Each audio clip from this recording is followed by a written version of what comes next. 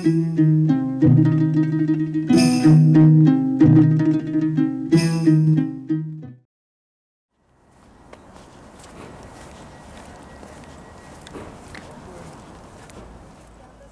দর্শক, আজ আপনাদেরকে নিয়ে এলাম তাবুকের ঐতিহাসিক মসজিদুর রসুল তথা রসুলের মসজিদে। এই মসজিদটি নবীর মসজিদ হিসাবেই এলাকায় সবার কাছে পরিচিত এবং আকর্ষণীয় স্থান। নবম হিজরির নবম মাসে ৩০,০০০ মুসলিম বাহিনী নিয়ে বিস্তৃত যে তাবুক প্রান্তরে মহানবী সাল্লাল্লাহু আলাইহি ওয়াসাল্লাম অবস্থান করেছিলেন, এই মসজিদটিও সেই প্রান্তরের এক পাশেই অবস্থিত। প্রিয় দর্শক, মদিনা শরীফ থেকে ৮০০ কিলোমিটার দূরে তাবুক। সেই তাবুকের একটি মসজিদের নাম মসজিদুর রসুল তথা রসুলের মসজিদ হয় কিভাবে, এটা অনেকেরই জানার আগ্রহ। হ্যাঁ দর্শক, আজ আপনাদেরকে সে গল্পই শোনাব। ঐতিহাসিক তাবুকের অভিযান ছিল প্রিয় রসুল সাল্লাল্লাহু আলাইহি ওয়াসাল্লামের জীবনের সর্বশেষ এবং সর্ববৃহৎ যুদ্ধাভিযান। পবিত্র কোরআনে এই অভিযানকে ওসরা বলে অভিহিত করা হয়েছে। ওসরা মানে কষ্ট। এই অভিযানে ক্ষুধা, তৃষ্ণা, গরম ইত্যাদি কারণে যুদ্ধে অংশগ্রহণকারী সাহাবায়ে কেরামের যত কষ্ট হয়েছিল তা অন্য কোনো অভিযানে হয়নি। তাই এই অভিযানকে ওসরার অভিযান বলা হয়েছে। এই কষ্টের অনেকগুলো কারণও আছে। প্রথমত দূরত্বের কারণে। ওটের বাহনে এবং পায়ে হেঁটে ৮০০ কিলোমিটার পথ অতিক্রম করা যে কারো জন্যই চরম কষ্টের। দ্বিতীয়ত মৌসুমটা ছিল খরতাপের সময়। রোদের গরমের তীব্রতা ছিল আগুনের মতো।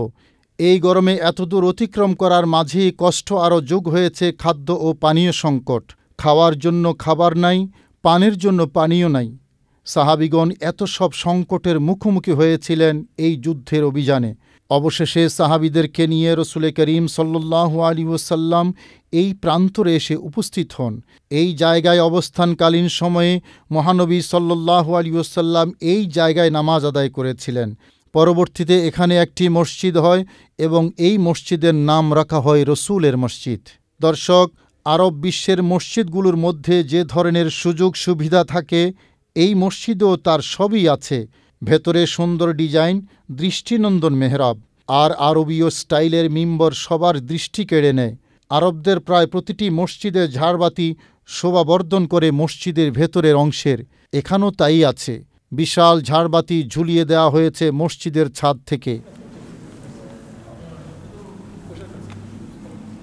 অভিজাত কার্পেট বিছানো আছে ফ্লোরে, যা দেখতে যেমন সুন্দর তেমনি আরামদায়ক। প্রিয় দর্শক, এই মসজিদটি স্থানীয় মানুষের কাছে অত্যন্ত বরকতময় একটি স্থান। কারণ রসুল করিম সাল্লাল্লাহু আলাইহি ওয়াসাল্লাম এখানে যুদ্ধাভিযানে এসে অনেক দিন ধরে নামাজ আদায় করেছেন। এই নামাজ আদায় করাকে স্থানীয় মুসল্লিগণ তাদের জন্য মহা নেয়ামত মনে করেন। সে কারণেই ওয়াক্তিয়া নামাজেও অনেক মানুষের সমাগম হয় এখানে। কখনো কখনো মুসল্লিদের সংকুলান না হওয়াতে এখানে ওয়াক্তিয়া নামাজের মধ্যেও একাধিক জামাত করতে হয়। স্থানীয় জনগণের সাথে কথা বলে জানলাম, এই মসজিদে নামাজ আদায় করার জন্য অনেক দূর থেকে বহু মুসল্লি আসেন এবং মসজিদে নামাজ আদায় করেন। প্রিয় দর্শক, বসে আছি তবুকের একটি গুরুত্বপূর্ণ মসজিদে। এই মসজিদটি কোনো সাধারণ মসজিদ নয়। প্রিয় নবী রসুল করিম সাল্লাল্লাহু আলাইহি ওয়াসাল্লাম নবম হিজরির রজব মাসে যখন তাবুক অভিযানে এসেছিলেন এবং এখানে ২০ দিন অবস্থান করেছিলেন, রসুল করিম সাল্লাল্লাহু আলাইহি ওয়াসাল্লাম সাহাবায়ে কেরামকে নিয়ে এই তাবুকের ময়দানে যেখানে নামাজ আদায় করেছেন, এই সেই জায়গা পেয়ারা নবী রসুল করিম সাল্লাল্লাহু আলাইহি ওয়াসাল্লামের নামাজ আদায় করার। নবীজি যেহেতু এই জায়গায় নামাজ আদায় করেছিলেন, সে কারণেই এই মসজিদটিকে স্থানীয় বাসিন্দা সবাই মসজিদুর রসুল হিসেবে জানে এবং মানে। আমরা এই মসজিদে রসুলে আজকে আপনাদেরকে নিয়ে এসেছি। আমার সাথে আছেন এই তাবুক প্রবাসী আমাদের একজন বাংলাদেশি ভাই, যিনি দীর্ঘদিন এই তাবুকে অবস্থান করছেন, ভাই হারুন মুস্তফা। আসুন আমরা হারুন মুস্তফা ভাইয়ের সাথে এই মসজিদ সম্পর্কে কিছু শুনি। জি হারুন ভাই, আপনি তো অনেক দিন এই তাবুকের মধ্যে আছেন, তো এই মসজিদটা সম্পর্কে আপনার কি জানাশোনা আছে? আলহামদুলিল্লাহ, আপনি যেটাই বলছিলেন এতক্ষণ ধরে, এটাই সেই মসজিদ যাকে স্থানীয় ভাষায় মসজিদে রসুল সাল্লাল্লাহু আলাইহি ওয়াসাল্লাম বলে। তো রসুলের আগমনের পরেই অসংখ্য সাহাবাকে নিয়ে রসুল এই স্থানেই, এই মসজিদের মেহরাবের আশেই যে কোনো স্থানে আল্লাহ রসুল নামাজ পড়েছেন। সেটার উপরে ভিত্তি করেই এই মসজিদ স্থাপিত হয়েছে, যুগ যুগ ধরে সেটা মসজিদ রাসূল হিসেবে পরিচিত। স্থানীয় মানুষ যারা আছে জি, ওনাদের এই মসজিদের প্রতি ওনাদের অনুভূতি, আকর্ষণ?